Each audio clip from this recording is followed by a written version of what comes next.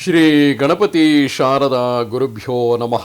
ಶ್ರೋತೃಗಳಿಗೆ ಶ್ರೀ ವಸಿಷ್ಠ ಮಹರ್ಷಿ ವಿರಚಿತ ಹಾಗೂ ಶ್ರೀ ವಾಲ್ಮೀಕಿ ಮಹರ್ಷಿ ಪ್ರೋಕ್ತ ದೇವುಡು ಅವರಿಂದ ಕನ್ನಡಿಸಲ್ಪಟ್ಟಿರುವ ಯೋಗ ವಾಸಿಷ್ಠದ ಉತ್ಪತ್ತಿ ಪ್ರಕರಣದಲ್ಲಿ ಮರಣ ಸಮನಂತರ ದೇಹ ಪ್ರತಿಭಾ ವರ್ಣನ ಎಂಬ 52ನೆಯ ಸರ್ಗಕ್ಕೆ ಸ್ವಾಗತ. ಹಿಂದಿನ ಸರ್ಗಗಳಲ್ಲಿ ವಿದೂರಥನಿಗೂ ಹಾಗೂ ಸಿಂಧುರಾಜನಿಗೂ ನಡೆಯುತ್ತಿದ್ದ ಯುದ್ಧವನ್ನು, ಘನಘೋರವಾದ ಯುದ್ಧವನ್ನು ವರ್ಣಿಸುತ್ತಿದ್ದ ವಸಿಷ್ಠರು ತದನಂತರದಲ್ಲಿ ವಿದೂರಥನು ಆ ಯುದ್ಧದಲ್ಲಿ ಮರಣ ಹೊಂದಲಾಗಿ ರಾಜ್ಯದಲ್ಲಿ ಉಂಟಾದ ಅಶಾಂತಿಯನ್ನು ನಿಯಂತ್ರಣಕ್ಕೆ ತಂದುಕೊಳ್ಳುತ್ತಾ ಸಿಂಧುರಾಜನು ಭೂಮಂಡಲದ ಚಕ್ರಾಧಿಪತಿಯಾಗಿ ರಾಜ್ಯದ ರಾಜ್ಯಭಾರವನ್ನು ವಹಿಸಿಕೊಂಡನು ಎಂದು ಹೇಳುತ್ತಾರೆ. ಆ ಸಮಯದಲ್ಲಿ ತಾತ್ಕಾಲಿಕವಾಗಿ ಉಂಟಾದ ಉತ್ಪಾತಗಳನ್ನು ವಸಿಷ್ಠರು ಶ್ರೀರಾಮನಿಗೆ ವಿವರಿಸುತ್ತಿದ್ದರು. ಮುಂದುವರೆದು ವಸಿಷ್ಠರು ಹೇಳುತ್ತಾರೆ, ಇಷ್ಟರಲ್ಲಿಯೇ ಶ್ವಾಸಮಾತ್ರನಾಗಿ ಜ್ಞಾನವಿಲ್ಲದೆ ಮುಂದೆ ಮಲಗಿರುವ ಗಂಡನನ್ನು ನೋಡಿ ಲೀಲೆಯು ಆತನ ಪತ್ನಿಯು ಸರಸ್ವತಿಯನ್ನು ಕುರಿತು ಹೀಗೆ ಹೇಳುತ್ತಾಳೆ. ಈ ನನ್ನ ಗಂಡನು ಎಲ್ಲೋ ಅಂಬಿಕೆ ದೇಹವನ್ನು ಬಿಡಲು ಸಿದ್ಧನಾಗಿರುವನು. ಆಗ ಜ್ಞಪ್ತಿಯು ಅಂದರೆ ಸರಸ್ವತೀ ದೇವಿಯು ಹೇಳುತ್ತಾಳೆ, ಇಷ್ಟು ದೊಡ್ಡದಾಗಿ ನಡೆದಿರುವ ಯುದ್ಧವು, ನೂತನ ರಾಜ್ಯ ಸ್ಥಾಪನೆಯು ಚಿತ್ರ ವಿಚಿತ್ರ ಕಾರ್ಯ ಪರಂಪರೆಗಳಿಂದ ಕೂಡಿ ನಡೆದಿದ್ದರೂ ವಾಸ್ತವವಾಗಿ ಯಾವುದೂ ನಡೆದೇ ಇಲ್ಲ. ಏಕೆಂದರೆ ಯುದ್ಧವೇ ಇರಲಿ ಅಥವಾ ರಾಜ್ಯಭಾರವೇ ಇರಲಿ, ವಿದೂರಥನ ಜನನವೇ ವಿದೂರಥನೇ ಇರಲಿ, ಸಿಂಧುರಾಜನೇ ಇರಲಿ ಅಥವಾ ರಾಜ್ಯ ಸ್ಥಾಪನೆಯೇ ಇರಲಿ, ಇದೆಲ್ಲವೂ ಕೂಡ ಕನಸಿನಲ್ಲಿ ನಡೆದು ಹೋಗುತ್ತಿರುವಂತಹ ಭ್ರಮೆ. ಏಕೆಂದರೆ ರಾಷ್ಟ್ರವಿಲ್ಲ, ಭೂಮಿಯಿಲ್ಲ, ಆ ಮಂಟಪದಲ್ಲಿರುವ ಶವದ ಮಗ್ಗುಲಲ್ಲಿಯೇ, ನಿನ್ನ ಭರ್ತೃ ಜೀವದ ಆಕಾಶದಲ್ಲಿಯೇ, ಅಂದರೆ ಹಿಂದಿನ ಸರ್ಗದಲ್ಲಿ ಯಾವ ಅಂತಃಪುರದಲ್ಲಿ ಆ ಪದ್ಮರಾಜನು ಪುಷ್ಪರಾಶಿಯೊಳಗೆ ಮಲಗಿರುವನೋ, ಲೀಲೆಯ ಪತಿಯಾದ ಪದ್ಮರಾಜನು ಆ ಪುಷ್ಪರಾಶಿಯೊಳಗೆ ಮಲಗಿರುವನೋ, ಅಲ್ಲಿ ಮಲಗಿರುವಂತಹ ಆ ಆಕಾಶದಲ್ಲಿಯೇ ಈ ಭೂಮಿಯು ರಾಷ್ಟ್ರವು ತೋರುತ್ತಿರುವುದಲ್ಲದೆ, ಅಂದರೆ ಆತನ ಚಿದಾಕಾಶದಲ್ಲಿಯೇ ಇದೆಲ್ಲವೂ ತೋರುತ್ತಿರುವುದಲ್ಲದೆ ಇನ್ನೆಲ್ಲಿಯೂ ಇಲ್ಲ. ಈ ವಿದೂರಥ ಬ್ರಹ್ಮಾಂಡವು ನಿನ್ನ ಅಂತಃಪುರದೊಳಗೆ ಇರುವ ಆಕಾಶದಲ್ಲಿಯೇ, ಅಂದರೆ ಆ ಅಂತಃಪುರದೊಳಗೆ ಇರುವಂತಹ ಜಾಗದಲ್ಲಿಯೇ, ಅಲ್ಲಿ ಮಲಗಿರುವಂತಹ ಪದ್ಮರಾಜನ ಮನಸ್ಸಿನ ಮನೋಮಯ ಮಂಡಲದಲ್ಲಿಯೇ ಈ ಬ್ರಹ್ಮಾಂಡವೆಲ್ಲವೂ ಕಾಣಿಸುತ್ತಿರುವುದು. ಪದ್ಮರಾಜನ ಬ್ರಹ್ಮಾಂಡವು ವಿಂಧ್ಯಗಿರಿ ಗ್ರಾಮದಲ್ಲಿರುವ, ಅಂದರೆ ಆ ಪದ್ಮರಾಜನ ರಾಜ್ಯ ಬ್ರಹ್ಮಾಂಡವೆಲ್ಲವೂ ಏನಿದ್ದಿತೋ ಅದೆಲ್ಲವೂ ಆ ವಿಂಧ್ಯಗಿರಿ ಗ್ರಾಮದಲ್ಲಿರುವ ವಸಿಷ್ಠ ವಿಪ್ರನ, ಏಕೆಂದರೆ ಆತನ ಹಿಂದಿನ ಸರ್ಗದಲ್ಲಿ ಆತ ಬ್ರಾಹ್ಮಣನಾಗಿದ್ದ, ಆದ್ದರಿಂದ ಆ ವಸಿಷ್ಠ ವಿಪ್ರನ ಮನೆಯೊಳಗಿರುವುದು. ಅಲ್ಲಿರುವ ಆ ಬ್ರಾಹ್ಮಣನ ಶವದಲ್ಲಿರುವ ಆಕಾಶದಲ್ಲಿ ಈ ಜಗತ್ತೆಲ್ಲವೂ ಇರುವುದು. ಶವಗೇಹ ಅಂದರೆ ಶವವಿರುವ ಮನೆ ಎಂಬ ಜಗತ್ತಿನಲ್ಲಿ ಪದ್ಮರಾಜ ಬ್ರಹ್ಮಾಂಡವಿರುವುದು. ಅಂದರೆ ಆ ಬ್ರಾಹ್ಮಣನ ಶವವಿರುವ ಮನೆಯಲ್ಲಿಯೇ, ಆ ಶವದೊಳಗೆ ಅಲ್ಲಿಯ ಚಿದಾಕಾಶದಲ್ಲಿಯೇ ಪದ್ಮರಾಜ ಬ್ರಹ್ಮಾಂಡವಿರುವುದು. ಹೀಗೆ ಬ್ರಹ್ಮಾಂಡದಲ್ಲಿ ಬ್ರಹ್ಮಾಂಡವಾಗಿ ತೋರುತ್ತಿರುವ ಇಷ್ಟು ದೊಡ್ಡದಾದ ಈ ಜಗತ್ರಯವು ಭ್ರಮವು. ಏಕೆಂದರೆ ಆ ಗ್ರಾಮದಲ್ಲಿದ್ದ ಬ್ರಾಹ್ಮಣನ ಚಿದಾಕಾಶದಲ್ಲಿ ಪದ್ಮರಾಜನ ಬ್ರಹ್ಮಾಂಡವು, ಪದ್ಮರಾಜನ ಚಿದಾಕಾಶದಲ್ಲಿ ವಿದೂರಥನ ಬ್ರಹ್ಮಾಂಡವು ಒಂದರೊಳಗೊಂದಾಗಿ ತೋರುತ್ತಿರುವುದು. ನೀನು ನಾನು, ಅಂದರೆ ಇಲ್ಲಿ ಸರಸ್ವತಿಯು ಲೀಲೆಗೆ ಹೇಳುತ್ತಿದ್ದಾಳೆ, ಆ ಪದ್ಮರಾಜನ ಪತ್ನಿಯಾದ ಲೀಲೆಗೆ, ನೀನು ನಾನು ಈ ಲೀಲೆ, ಅಂದರೆ ಇಲ್ಲಿ ವಿದೂರಥನ ಪತ್ನಿಯೂ ಆಗಿರುವ ಅದೇ ಲೀಲೆಯು, ಈ ಸಮುದ್ರ, ಈ ಭೂಮಿ, ಇದೆಲ್ಲ ಸೇರಿರುವ ಈ ಬ್ರಹ್ಮಾಂಡವು ಗಿರಿಗ್ರಾಮದಲ್ಲಿರುವ ದೇಹದೊಳಗಿರುವ ಗಗನ ಕೋಶದಲ್ಲಿಯೇ ಕಾಣುತ್ತಿರುವುದು, ಒಂದರೊಳಗೊಂದಾಗಿ. ಇದೆಲ್ಲ ಆಗಿ ಕಾಣುತ್ತಿರುವುದು ಆತ್ಮವೇ. ಆತ್ಮನಲ್ಲಿ ಕಚನವು ಕಂಡಾಗಲೆಲ್ಲ ಏನೋ ಒಂದಾಗಿ ಕಂಡರು ಆ ಆತ್ಮವೇ ನಾಶ, ಜನನ ರಹಿತವೋ ಪರಮವೋ ಆದ ತತ್ಪದವೆಂದು ತಿಳಿ.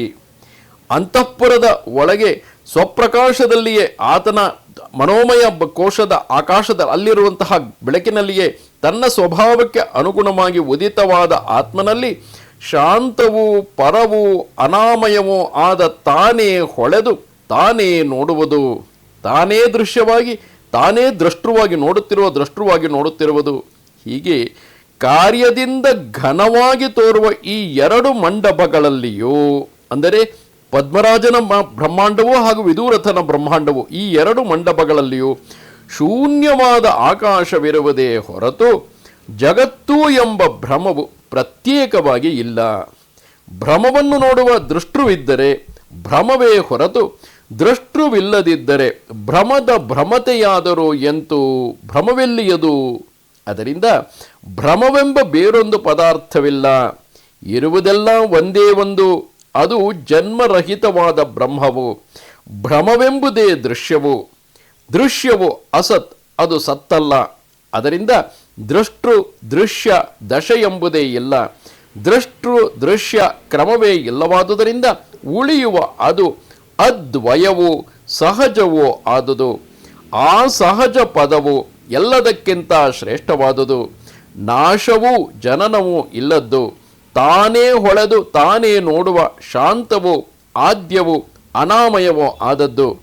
ಮಂಡಪದ ಒಳಗೆ ಸ್ವಭಾವಕ್ಕೆ ಅನುಗುಣವಾಗಿ ಉದಿತ ಅಂದರೆ ಬೇರೆಯಾದಂತೆ ಆಗಿ ಆತ್ಮನಲ್ಲಿ ಜನರು ತಮ್ಮ ಮನೆಯಲ್ಲಿ ತಮ್ಮದೇ ಆದ ವ್ಯವಸ್ಥೆಯನ್ನು ಮಾಡಿಕೊಂಡು ಸುಖವಾಗಿರುವರು.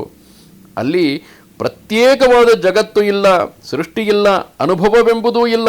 ಅದರಿಂದ ಅಜವಾದ ಜನ್ಮವಿಲ್ಲದಂತಹ ಆಕಾಶವೇ, ಜನ್ಮವಿಲ್ಲದಂತಹ ಈ ಸೃಷ್ಟಿಯೇ ಅಹಂ ನಾನು ಎಂಬ ನಾನು ಮತ್ತು ಇದಂ ಜಗತ್ತು ಎಂದು ವರ್ತಿಸುವುದು. ಮೇರು ಮುಂತಾದ ಗಿರಿ ಮೊದಲಾದವುಗಳಿಗೆ ಕಾಣುವ ಜಗತ್ತೆಲ್ಲವೂ ಶೂನ್ಯವೇ. ಆತ್ಮನೇ ಕಲ್ಪಿಸಿಕೊಂಡ ವಿವಿಧ ಜ್ಞಾನರೂಪವಿದು.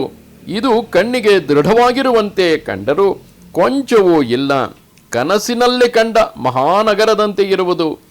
ಕಂಠದಿಂದ ಹೃದಯದವರೆಗೆ ಇರುವ ಗೇಣುದ್ದದ ಸ್ಥಳದಲ್ಲಿ ವಜ್ರದಂತೆ ಗಟ್ಟಿಯಾಗಿರುವ ಪರ್ವತ ಪಂಕ್ತಿಗಳು, ಆಕಾಶಮಯವಾದ ಲಕ್ಷಾಂತರ ಜಗತ್ತುಗಳು ಕಾಣಿಸುವವು. ಒಂದು ಅಣುಕದಲ್ಲಿಯೇ ಬೇಕಾದಷ್ಟು ಜಗತ್ತುಗಳು ಬಾಳೆಯ ಕಂದಿನಿಂದ ಮೊಳಕೆಗಳು ಹುಟ್ಟುವಂತೆ ಉಂಟಾಗುವವು. ಒಂದು ಚಿದಣುವಿನಲ್ಲಿಯೇ ಸ್ವಪ್ನಪುರದಂತೆ ತ್ರಿಜಗತ್ತು ಇರುವುದು. ಆ ಜಗತ್ತಿನೊಳಗೆ ಚಿದಣುಗಳು, ಅವುಗಳು ಒಂದೊಂದರೊಳಗೂ ಜಗತ್ತುಗಳು ಹೀಗಿರುವವು. ದೇಶ ಕಾಲ ಎಂಬ ಎರಡು ಉಪಾಧಿಗಳನ್ನು ಹಿಡಿದು ನಾವು ಸುಳ್ಳು ದಿಟ, ಇದು ಸತ್ಯ ಇದು ಸುಳ್ಳು ಎಂದು ಗೊತ್ತು ಮಾಡುತ್ತಿರುವೆವು. ಆದರೆ ಈ ಎರಡೂ ಉಪಾಧಿಗಳು ಕೃತ್ರಿಮವೇ ಎಂದಾದರೆ, ದೇಶವಾಗಲಿ ಕಾಲವಾಗಲಿ ಇವೆರಡೂ ಕೃತ್ರಿಮವೆಂದಾದರೆ ಆಗ ಈ ಶ್ಲೋಕದ ಅರ್ಥವನ್ನು ತಿಳಿದುಕೊಳ್ಳಲು ಸಾಧ್ಯ. ಅಂದರೆ ಒಂದು ಚಿದಣುವಿನಲ್ಲಿಯೇ, ಚಿದಾಕಾಶದಲ್ಲಿಯೇ ಸ್ವಪ್ನಪುರದಂತೆ ಮೂರೂ ಜಗತ್ತು ಇರುವುದು. ಆ ಜಗತ್ತಿನೊಳಗೆ ಮತ್ತೆ ಚಿದಣುಗಳು ಮತ್ತು ಅವುಗಳು ಒಂದರೊಳಗೊಂದು ಜಗತ್ತುಗಳು ಹೀಗೆ ಇರುವವು. ಹೀಗಿರುವ ಜಗತ್ತುಗಳಲ್ಲಿ ಯಾವ ಜಗತ್ತಿನಲ್ಲಿ ಪದ್ಮರಾಜನು ಶವವಾಗಿರುವನೋ ಅಲ್ಲಿಗೆ ನಿನ್ನ ಸವತಿಯಾದ ಈ ಲೀಲೆಯು ಮೊದಲೇ ಬಂದಿರುವಳು. ನಿನ್ನೆದುರಿಗೆ ಈ ಲೀಲೆಯು ಮೂರ್ಛೆಯನ್ನು ಹೊಂದಿದ್ದಾಗಲೇ ಗಂಡನಾದ ಪದ್ಮರಾಜನ ಶವದ ಮಗ್ಗುಲಿಗೆ ಆಕೆ ಬಂದು ಬಿಟ್ಟಳು. ಅಂದರೆ ಈಗಾಗಲೇ ಅಲ್ಲಿ ವಿದೂರಥನು ಮರಣೋನ್ಮುಖನಾಗಿ ಮಲಗಿದ್ದಾನೆ, ಮೂರ್ಛೆಯಲ್ಲಿದ್ದಾನೆ. ಅದೇ ಸಮಯದಲ್ಲಿ ಅದನ್ನು ಕಂಡಂತಹ ಆತನ ಮಹಿಷಿಯಾದ ಲೀಲೆಯು ಮೂರ್ಛೆ ಹೋಗಿದ್ದಾಳೆ. ವಾಸ್ತವದಲ್ಲಿ ಅವರಿಬ್ಬರೂ ಕೂಡ ತಮ್ಮ ಹಿಂದಿನ ಸರ್ಗದ ದೇಹಕ್ಕೆ ಹಿಂತಿರುಗಿ ಬಿಟ್ಟಿದ್ದಾರೆ. ಅಂದರೆ ಆ ಎರಡನೆಯ ಲೀಲೆಯೂ ಕೂಡ ಮೊದಲನೆಯ ಲೀಲೆಯಲ್ಲಿಯೇ ಲೀನವಾಗಿದ್ದಾಳೆ. ಈಗ ವಿದೂರಥ ಹಿಂದಿನ ಪದ್ಮರಾಜನ ದೇಹಕ್ಕೆ ಹಿಂದಿರುಗಿದ್ದಾನೆ. ಆಗ ಲೀಲೆಯು ಕೇಳುತ್ತಾಳೆ, ಈ ಲೀಲೆಯು ಹೇಗೆ ಮೊದಲೇ ದೇಹವುಳ್ಳವಳಾಗಿ ಬಂದಳು, ಹೇಗೆ ಪದ್ಮರಾಜನ ಹೆಂಡತಿಯಾದಳು? ಏಕೆಂದರೆ ಆ ಪದ್ಮರಾಜನ ಹೆಂಡತಿಯಾದ ಲೀಲೆ ಇಲ್ಲಿ ಸರಸ್ವತಿಯ ಮುಂದೆ ನಿಂತಿರುವಳಲ್ಲವೇ? ಆ ಅರಮನೆಯಲ್ಲಿ ಇರುವವರೆಲ್ಲ ಇವರನ್ನು ಏನೆಂದು ನೋಡುವರು, ಇವಳ ವಿಚಾರವಾಗಿ ಏನು ಆಡಿಕೊಳ್ಳುವರು, ಅದನ್ನು ನನಗೆ ಸಂಕ್ಷೇಪವಾಗಿ ಹೇಳು. ಆಗ ಶ್ರೀದೇವಿಯು ಹೇಳುತ್ತಾಳೆ, ನೀನು ಕೇಳಿದಂತೆ ಎಲ್ಲವನ್ನು ಸಮಾಸವಾಗಿಯೇ ಅಂದರೆ ಸಂಕ್ಷೇಪವಾಗಿ ಹೇಳುವೆನು ಲೀಲೆಯೇ. ಇದೆಲ್ಲವೂ ನಿನ್ನ ವೃತ್ತಾಂತವೇ. ಮರಣ ಪರಲೋಕ ಗಮನಾದಿ ಅಸಾಧಾರಣ ದೃಶ್ಯಗಳ ನಿರ್ಣಯವೇನು ಎಂಬುದು ಇದರಿಂದ ನಿನಗೆ ತಿಳಿಯುವುದು. ಅಂದರೆ ಮರಣವೆಂದರೇನು, ಪರಲೋಕಕ್ಕೆ ಹೋಗುವುದು ಎಂದರೇನು, ಈ ವಿಚಾರಗಳು ನಿನಗೆ ತಿಳಿಯುವುದು. ನಿನ್ನ ಗಂಡನಾದ ಪದ್ಮನು ತಾನು ವಿದೂರಥನು ಎಂದು ಮುಂತಾದ ಭ್ರಾಂತಿಯನ್ನು ಹೊಂದಿ ಆ ಭ್ರಾಂತಿಗೆ ಅನುಸಾರವಾಗಿ ಎಲ್ಲವನ್ನೂ ಈ ಅಂತಃಪುರದಲ್ಲಿಯೇ ಶವವಾಗಿದ್ದುಕೊಂಡೇ ನೋಡುವನು. ನೀನು ಕಂಡ ಯುದ್ಧವು ಭ್ರಾಂತಿಯೇ, ಜನರು ಇದ್ದರು ಜನರಿರಲಿಲ್ಲ ಎನ್ನುವುದೆಲ್ಲ ಭ್ರಾಂತಿಯೇ. ಅವನು ಸತ್ತಂತೆ ಕಂಡುದು ಈ ಭ್ರಾಂತಿಯಿಂದಲೇ. ಈ ಭ್ರಮಕ್ರಮದಿಂದಲೇ ಲೀಲೆಯು ಅವನಿಗೆ ಹೆಂಡತಿಯಾದಳು. ನೀನು ಅವನಿಗೆ ಹೆಂಡತಿಯಾಗಿರುವುದು ಅಂದರೆ ಹಿಂದಿನ ಸರ್ಗದಲ್ಲಿ ಬ್ರಾಹ್ಮಣನ ಪತ್ನಿಯಾಗಿದ್ದೆ ಎಂದುಕೊಂಡಿದ್ದಂತೆಯೇ ಅದರ ಮುಂದಿನ ಸರ್ಗದಲ್ಲಿ ಪದ್ಮರಾಜನ ಹೆಂಡತಿಯಾಗಿದ್ದೇನೆ ಎಂದುಕೊಂಡಿರುವುದು ಭ್ರಮೆಯಿಂದಲೇ. ಎಲೆ ಒಳ್ಳೆಯ ಹೆಣ್ಣೆ, ಇದೆಲ್ಲವೂ ಸ್ವಪ್ನ ಮಾತ್ರವೇ. ಈ ಪದ್ಮರಾಜನಿಗೆ ನೀವಿಬ್ಬರೂ ಹೆಂಡತಿಯಾಗಿದ್ದುದು ಸ್ವಪ್ನ ಮಾತ್ರವೇ. ಅಂದರೆ ಪದ್ಮರಾಜನಿಗೆ ಹೆಂಡತಿಯಾಗಿದ್ದ ಲೀಲೆಯು, ಅದರ ನಂತರ ವಿದೂರಥನಿಗೆ ಹೆಂಡತಿಯಾಗಿದ್ದ ಅದೇ ಲೀಲೆಯು ಇಬ್ಬರೂ ಸ್ವಪ್ನ ಮಾತ್ರವೇ. ಹಾಗೆಯೇ ನಿಮ್ಮಿಬ್ಬರಿಗೂ ಇವನು ಗಂಡನಾಗಿದ್ದುದು ಭ್ರಾಂತಿಯೇ, ನಾನು ಸ್ವಪ್ನ ಭ್ರಾಂತಿ ಮಾತ್ರವೇ. ಇಷ್ಟೆಲ್ಲ ಹೇಳಿದ ನಂತರ ಕೇವಲ ಪದ್ಮರಾಜ ವಿದೂರಥ ಲೀಲೆ ಇವರಷ್ಟೇ ಅಲ್ಲ, ಸ್ವತಃ ಸರಸ್ವತೀದೇವಿಯೂ ಕೂಡ ನಾನೂ ಸ್ವಪ್ನ ಭ್ರಾಂತಿ ಮಾತ್ರವೇ ಎಂದು ಹೇಳುತ್ತಿದ್ದಾಳೆ. ಈ ಜಗತ್ತಿನ ವೈಭವವೆಲ್ಲ ಇಂಥದೇ, ಇದನ್ನೇ ದೃಶ್ಯ ಎನ್ನುವರು. ಇದರ ಸ್ವರೂಪವನ್ನು ತಿಳಿದರೆ ದೃಶ್ಯ ಶಬ್ದಾರ್ಥವು ಅಳಿಯುವುದು. ದೃಶ್ಯವೆಂಬುದಕ್ಕಿಂತ ಹೆಚ್ಚಿಗೆ ದೃಶ್ಯವೆಂಬ ಆ ಶಬ್ದದ ಅರ್ಥವೇ ಅಳಿದು ಹೋಗುವುದು. ಈ ಲೀಲೆಯು, ನೀನು ಈ ಸಂಸಾರ ಸ್ಥಿತಿಯು, ಈ ನೃಪತಿಯು, ನಾನೂ ಕೂಡ ಆತ್ಮನು ಸರ್ವಗತನಾಗಿರುವುದರಿಂದ ಆತ್ಮನಲ್ಲಿ ಸತ್ಯತ್ವವನ್ನು ಪಡೆದಿರುವೆವು.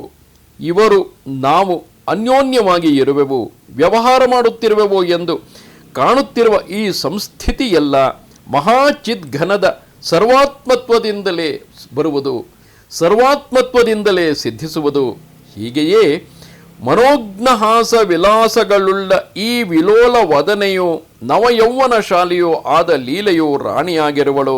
ಇವಳು ಒಳ್ಳೆಯ ಆಚಾರಗಳಿಂದ ಮನಸ್ಸಿಗೆ ಹಿತಳಾದವಳು, ಮಧುರವೂ ಉದಾರವೂ ಆದ ಮಾತನ್ನು ಉಳ್ಳವಳು, ಕೋಕಿಲೆಯಂತಿರುವ ಸ್ವರವುಳ್ಳವಳು, ಮದದಿಂದ ಮನ್ಮಥ ವ್ಯಾಪಾರವನ್ನು ಕಾಮಿಸುವಳು, ಕನ್ನೈದಿಲೆಯಂತೆ ಕಣ್ಣುಗಳುಳ್ಳವಳು, ವೃತ್ತ ಪೀನ ಸ್ತನಮಂಡಲವುಳ್ಳವಳು, ಕಾಂತೆಯು ಕಾಂಚನ ಗೌರಾಂಗಿಯು, ಪಕ್ವಬಿಂಬ ಫಲಾಧರೆಯು. ಇಂತಹ ಈ ಲೀಲೆಯು ನಿನ್ನ ಸಂಕಲ್ಪದಿಂದಲೇ ಸೃಷ್ಟಿಯಾಗಿರುವ ಗಂಡನ ಮನಸ್ಸಿನ ಒಂದು ಕಲ್ಪನೆಯು. ಇವಳು ನಿನಗೆ ಸಮಾನವಾದ ಆಕಾರವುಳ್ಳವಳಾಗಿ ಚಿತ್ತಿನ ಚಮತ್ಕಾರದಲ್ಲಿ ಸ್ಥಿತಳಾಗಿರುವಳು. ನಿನ್ನ ಗಂಡನು ಸತ್ತ ಕೂಡಲೇ ನಿನ್ನ ಸಂಕಲ್ಪದಿಂದಲೇ ಹುಟ್ಟಿದ ನಿನ್ನ ಗಂಡನ ಜೊತೆಯಲ್ಲಿಯೇ ಇವಳು ಇಲ್ಲಿಗೆ ಬಂದಳು. ಚೇತವು ಅಂದರೆ ಚಿತ್ತವು ಯಾವುದನ್ನೇ ಆಗಲಿ ಮೊದಲು ಅತಿವಾಹಿಕ ಕಲ್ಪನವಾಗಿ ಅನುಭವಿಸುವುದು. ಅದೇ ವಾಸನೆಯು ದೃಢವಾಗುತ್ತಾ ಬಂದ ಹಾಗೆಲ್ಲ ಅದೇ ಆದಿ ಭೌತಿಕವಾಗಿ ಚೈತ್ಯವಾಗಿ ಅಂದರೆ ದೃಶ್ಯವಾಗಿ ಅನುಭವಕ್ಕೆ ಬಂದ ಹಾಗೆಲ್ಲ ಅದು ಸತ್ಯ ಎಂದೆನಿಸುವುದು. ವಿಷಯವನ್ನು ಧ್ಯಾನಿಸುತ್ತಿರುವಾಗ ಅವುಗಳ ಸಂಘ ಉಂಟಾಗುವುದು, ಯಾವ ವಿಷಯವನ್ನು ಧ್ಯಾನಿಸುತ್ತೇವೆಯೋ ಅದರ ಸಂಘ ಉಂಟಾಗುವುದು ಎಂಬ ಗೀತಾವಚನವನ್ನು ಇಲ್ಲಿ ಸ್ಮರಿಸಬೇಕು. ಹಾಗೆಯೇ ಯಾವುದಾದರೊಂದು ಆದಿ ಭೌತಿಕ ಭಾವವನ್ನು ಚೇತವು ಸನ್ಮಯವಲ್ಲ ಎಂದು ತಿಳಿದುಕೊಂಡಂತೆಲ್ಲ ಆ ವಾಸನೆಯೇ ದೃಢವಾಗುತ್ತಾ ಬಂದು ಅದು ಅತಿವಾಹಿಕ ಸಂಕಲ್ಪಾತ್ಮಕವಾದುದೇ ಹೊರತು ಇನ್ನು ಏನೂ ಇಲ್ಲ ಎಂಬುದು ದೃಢವಾಗುವುದು. ಮರಣವಾಯಿತು ಎಂಬ ಭ್ರಾಂತಿಯಿಂದ ಪುನರ್ಜನ್ಮವಾಯಿತು ಎಂಬ ಭ್ರಮೆಯು ಬಂದು ನೀನೇ ಈ ಎರಡನೆಯ ಲೀಲೆಯಾಗಿ ಅವನನ್ನು ಸೇರಿದೆ. ಹೀಗೆಯೇ ಪದ್ಮನು ವಿದೂರಥನಾಗಿ ನಿನ್ನನ್ನು ನೀನು ಎರಡನೆಯ ಲೀಲೆಯಾಗಿ ಅವನನ್ನು ನೋಡಿದಿರಿ. ಚಿದಾತ್ಮನು ಸರ್ವಗತನಾದುದರಿಂದ ನೀನು ನಿನ್ನ ವಾಸನಾನುಗುಣವಾಗಿ ಇದೆಲ್ಲವೂ ಆಗಿರುವೆ. ಬ್ರಹ್ಮವು ಸರ್ವಗತವು. ಅದರಿಂದ ಹೇಗೆ ಎಲ್ಲಿ ಯಾವಾಗ ಅದು ಯಾವ ರೂಪವನ್ನು ಧ್ಯಾನಿಸುವುದೋ ತನ್ನ ಸ್ವಪ್ನ ಶಕ್ತಿಯಿಂದ ತಾನೇ ಅದೇ ಅಲ್ಲಿಯೇ ಆಗಲೇ ಆಗಿ ಕಾಣಿಸಿಕೊಳ್ಳುವುದು. ಬ್ರಹ್ಮವು ಎಲ್ಲಿ ಏನು ಬೇಕಾದರೂ ಆಗಬಲ್ಲದು. ಅದರಿಂದ ಎಲ್ಲಿ ಯಾವ ಶಕ್ತಿಯು ಪ್ರಾದುರ್ಭಾವವಾಗುವುದೋ ಅಲ್ಲಿ ಅದೇ ಆಗಿ ಹಾಗೆಯೇ ಕಾಣಿಸಿಕೊಳ್ಳುವುದು. ಹೀಗಾಗುವುದು ವಾಸನೆಯು ದೃಢವಾಗುವುದರಿಂದ. ಈ ದಂಪತಿಗಳು ಮರಣದ ಮೋಹವನ್ನು ಪಡೆದ ಕ್ಷಣವೇ ಇವರಿಬ್ಬರು ಪ್ರತಿಭಾಸವಶದಿಂದ ಹೃದಯದಲ್ಲಿ ಇವರಿಬ್ಬರೂ ನಮ್ಮ ತಂದೆಗಳು, ಇವರು ನಮ್ಮ ತಾಯಿಯರು, ಇದು ನಮ್ಮ ದೇಶ, ಇದು ನಮ್ಮ ಧನ, ಇದು ನಮ್ಮ ಪೂರ್ವ ಕರ್ಮ, ನಮ್ಮಿಬ್ಬರಿಗೂ ಮದುವೆಯಾಗಿದೆ, ಇದು ನಮ್ಮ ಹೆಸರು, ನಾವಿಬ್ಬರೂ ಏಕತೆಯನ್ನು ಹೊಂದಿರುವೆವು ಎಂಬ ಬುದ್ಧಿಯೂ ಬಂತು. ಹಾಗೆಯೇ ಇವರ ಪ್ರಜೆಗಳೂ ಕೂಡ ಅಲ್ಲಿ ಪ್ರಜೆಗಳಾಗಿ ಬಂದರು. ನಾನು ವಿಧವೆಯಾಗುವುದು ಬೇಡ ಎಂಬ ಭಾವನೆಯಿಂದ ಈ ಎರಡನೆಯ ಲೀಲೆಯು ನನ್ನನ್ನು ಅಂದರೆ ಸರಸ್ವತಿಯನ್ನು ಅರ್ಚಿಸಿದಳು. ಹಾಗೇ ಆಗಲೆಂದು ನಾನು ವರವನ್ನು ಕೊಟ್ಟೆನು. ಆ ಕಾರಣದಿಂದಾಗಿಯೇ ಆ ಬಾಲಿಕೆಯು ಅಂದರೆ ಆ ವಿದೂರಥನ ಪತ್ನಿಯಾದ ಲೀಲೆಯು ಇದೇ ಕಾರಣದಿಂದ ಮೊದಲೇ ಇಲ್ಲಿ ಮೃತಳಾದಳು. ಚೇತನಾಂಶರಾದ ನಿಮಗೆ ಚೇತನ ಧರ್ಮಿಣಿಯಾಗಿ ಕುಲದೇವಿಯಾಗಿ ಯಾವಾಗಲೂ ಪೂಜೆಗೊಳ್ಳುತ್ತಿರುವ ನಾನೇ ಇದೆಲ್ಲವನ್ನು ಮಾಡುವೆನು. ಈ ಲೀಲೆಯ ಜೀವನು ಪ್ರಾಣವಾಯುವಿನ ರೂಪವನ್ನು ಧರಿಸಿ ದೇಹದಿಂದ ಹೊರಟು ಮುಂದೆ ಏನಾಗಬೇಕು ಎಂಬುದನ್ನು ಮನಸ್ಸಿನಿಂದ ಗೊತ್ತು ಮಾಡಿಕೊಂಡು ಮುಖದಿಂದ ದೇಹವನ್ನು ಬಿಟ್ಟು ಹೊರಟಿತು. ಅನಂತರ ಬಂದ ಮರಣ ಮೂರ್ಛೆಯು ಮುಗಿದ ಮೇಲೆ ಇದೇ ಮನೆಯಲ್ಲಿ ಇವಳೇ ಬುದ್ಧಿಯಲ್ಲಿ ಭಾವಿತವಾಗಿರುವ ಆಕಾಶದಲ್ಲಿ ಜೀವಾತ್ಮನಾಗಿ ಕಂಡುಬಂದಳು. ಹರಿಣ ನಯನೆಯು ಚಂದ್ರಬಿಂಬದಂತಿರುವ ಮುಖದ ಕಾಂತಿಯುಳ್ಳವಳು, ಮಾನೋನ್ನದ್ಧಳು, ದಯಿತಳು, ಲಲಿತಳು, ಕಾಂತನೊಡನೆ ಸೌಭಾಗ್ಯಗಳನ್ನು ಭೋಗಿಸಬೇಕೆಂದಿರುವವಳು ಆದ ಈ ಲೀಲೆಯು ಪೂರ್ವ ಸ್ಮೃತಿಯಿಂದ ಸೂರ್ಯ ಕಿರಣಗಳಿಂದ ಅರಳುವ ಕಮಲದಂತೆ ಸರಭಸ ಅಂದರೆ ಲಾವಣ್ಯಾದಿಯುಕ್ತ ಮುಖಿಯಾಗಿ ಬ್ರಹ್ಮಾಂಡ ಮಂಡಲವನ್ನು ಭೇದಿಸಿಕೊಂಡು ಬಂದು ಗಂಡರೊಡನೆ ಸ್ವಪ್ನದಲ್ಲಿ ಹೇಗೋ ಹಾಗೆ ತನ್ನ ಗಂಡನೊಡನೆ ಸೇರಿದಳು. ಇಂತಿದು ಆರ್ಷವು ವಾಲ್ಮೀಕಿ ಪ್ರೋಕ್ತವೋ ಆದ ಶ್ರೀ ವಾಸಿಷ್ಠ ರಾಮಾಯಣದ ಉತ್ಪತ್ತಿ ಪ್ರಕರಣದಲ್ಲಿ ಮರಣ ಸಮನಂತರ ದೇಹ ಪ್ರತಿಭಾ ವರ್ಣನೆ ಎಂಬ 52ನೆಯ ಸರ್ಗವು. ನಮಸ್ತೆ ಶಾರದೆ ದೇವಿ ಕಾಶ್ಮೀರ ಪುರವಾಸಿನಿ ತ್ವಾಮಹಂ ಪ್ರಾರ್ಥೆಗೆ ನಿತ್ಯಂ ವಿದ್ಯಾದಾನಂಚ ದೇಹಿಮೆ. ನಮಸ್ಕಾರ.